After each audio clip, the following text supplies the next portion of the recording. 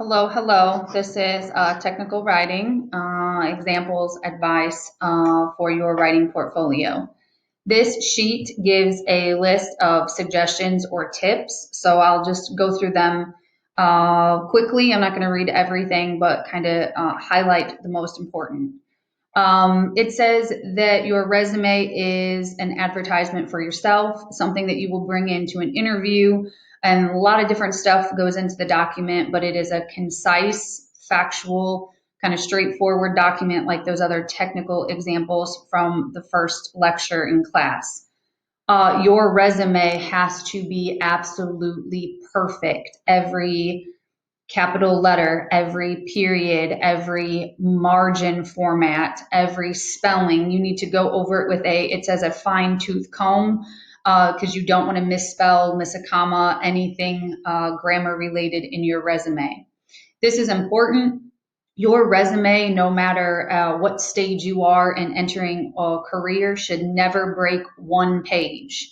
So even if you have a lot of experience, you should probably want to keep it to a page as a general rule because it is a quick, easy way to see highlighted experience that you have. Now, this says only people with a great deal of experience, which I mean, I've never had a resume that breaks one page. It's just kind of a good rule to follow.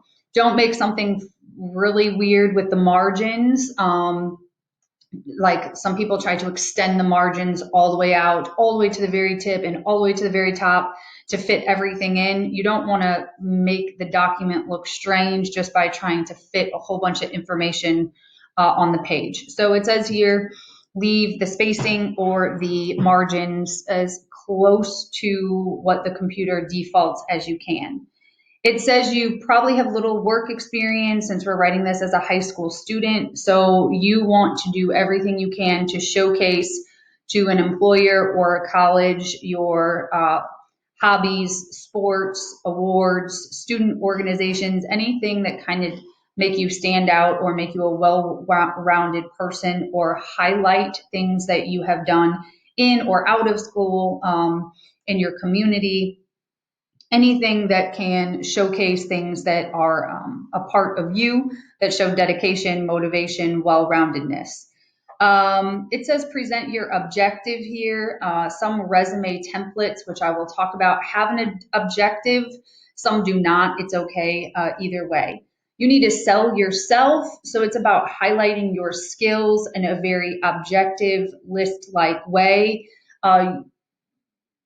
that but you're not using like this. It's just a list of things to be able to highlight skills and abilities that you have. Sometimes we have to be creative in a resume to come up with things, but I'll show you some examples of how to fill the page. Make sure you tell the truth. Make sure you don't over exaggerate. You don't accidentally say something that was just the wrong year. Make sure you are truthful in your resume. This is a big one. You are not using I. In technical writing in a resume, I know it's you because it has your name on the top. So you do not say, I am going to, I have been doing it. It's not formal sentences. That's why I want to expose you to technical writing. It is lists of things, phrases of things, but you're not writing to someone. It's not an essay. It's not a narrative. It feels very different. Then there's some words down here of how to make your verbs a little bit stronger, and I will talk about that too. It's about being concise and having good word choice, even though it's a technical document.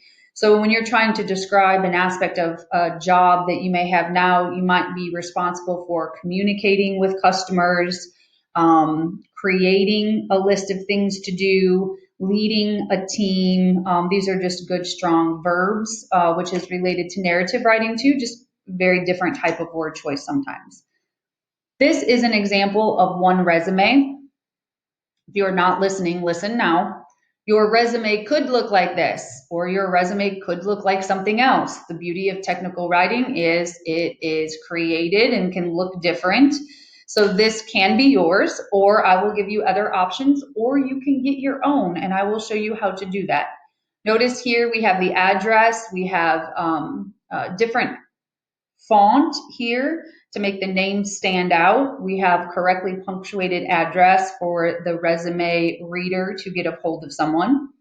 This one has an objective. Please notice how parallel all this is. Capital letter, bolded, capital letter bolded, capital letter bolded. All of that matters. It doesn't matter which way you decide to format these headings as long as they are the same so they look parallel and structured. This person has an objective of being a part-time assistant. Some resumes don't include an objective. That is okay. This talks about their high school education. This talks about experience. Please notice the parallelism and the balance. You have a topic and you have a detail and you have a topic and you have a detail. It would become unbalanced and look strange formatting if you had a heading and you had like 17 things listed under here and you only had one listed under here. So you need to be conscious. Not that you might not have two here and one here, but you definitely don't want some really heavily off-centered thing. So when I technically write for for the superintendent for something, or I write a letter, sometimes it takes a lot of time just figuring out how to make it look balanced and look parallel or even. This person decides to talk about interests. You notice it's just a list of things as their interest. And then they talk about skills. Skills as in these are things not specifically related to having a previous job, but they are enthusiastic, they are proficient in these programs, they have an ability to type quickly, and versus strengths. Their strengths are things about their character that allows them to look like they would be beneficial to any employer. The references, you have to include references. Do not turn in an assignment to me that says available upon request. I will send it back. You need to put a reference for practice because the resume reader wants to be able to see a contact and call somebody to confirm things that you are saying or to ask them questions. A reference needs to be somebody that is outside of your family. So it could be an employer, it could be a coach, it could be a teacher, it could be somebody from a church community or an organization, but it cannot be a family member. You need to identify who they are to you, what their name is, and how I can contact them. This is an example of a perfectly fine resume. Let me show you another example because there's lots of options. There's not really a right answer. I included this sheet of personal verbs or stronger verbs. I'm sorry, my computer just kind of went haywire. This is kind of a good thing for you to come back to if you're trying to figure out a way to be more specific in the things that you list. So maybe you manage the evening crew, or you are required to review the daily chores, or you are in charge of, if you look at these words, it's gives you a little bit more variety than like do list. This example of a resume is sideways, so I apologize for that, but I'll still just talk about it briefly so you can see the difference. Notice the heading in this one is centered, has the same type of information, but it just looks a little different.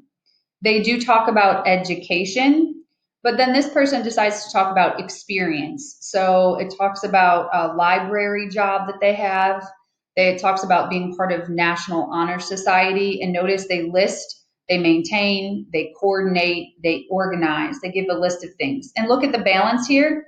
We have 3 things here, and we have 3 things here. If I was grading this resume, I would say you did not bullet point this section, which looks off balanced. Notice here, we bullet point, and then we have this awkward not bullet point. So you need to make sure that whatever way you decide to do it, that you just do it the same. Here they list activities that they have been in and decide to put the duration that they were involved, and then they list awards. Please, on your resume, include a reference because I want you to practice doing that, so do not leave it available upon request. If this resume format does not fit the things that you are able to talk about, then you choose the first one. If the first one doesn't really fit what you need to do, then you make a combination of this one and the topics that are listed here. So maybe you're going to do activities and you're going to do skills, because that's the way that you're able to talk about yourself and the things related to you. If you don't like either one of these, there are resume templates. So if you use your Google Drive or you use a word processing document, sometimes you look for a resume template, which simply means a blank document that already lists the things that you should include in it. So I just Googled resume template and it says download these for Word, or here's a whole bunch of them on this website. Or if you click on images, you can see how different they look, sometimes depending on your level of career or how long you've been in a profession, it might look very different, but there's still the formatting can change no matter what. I don't care if you use a template. I don't care if you use one of mine. I don't care if you use a combination. That's the beauty of technical writing. The goal is to highlight aspects of you that make you look like you are valuable to some employer, with the information that you have, whether you have work experience or not. So your assignment is, for your technical document, you will create a one-page resume. I will be grading on balance, parallelism, grammar, word choice. Make sure that you fill up the page so it looks like this. You would look strange if your resume stopped right here and you just had a little half of page. So you need to dig deep and figure out enough things to say and enough aspects to talk about that you kind of look like you have a full resume, whether you are a currently employed or not. Work on spacing, headings, indenting. If you put a period at the end of this line, then you need to make sure you do it to every single line. Notice this parallel or similar structure all the way through on this person's resume. Okay, I will scan any resume if you want help, but start deciding which one works for you. Okay, this is writing assignment number 2 in our writing portfolio. So good luck.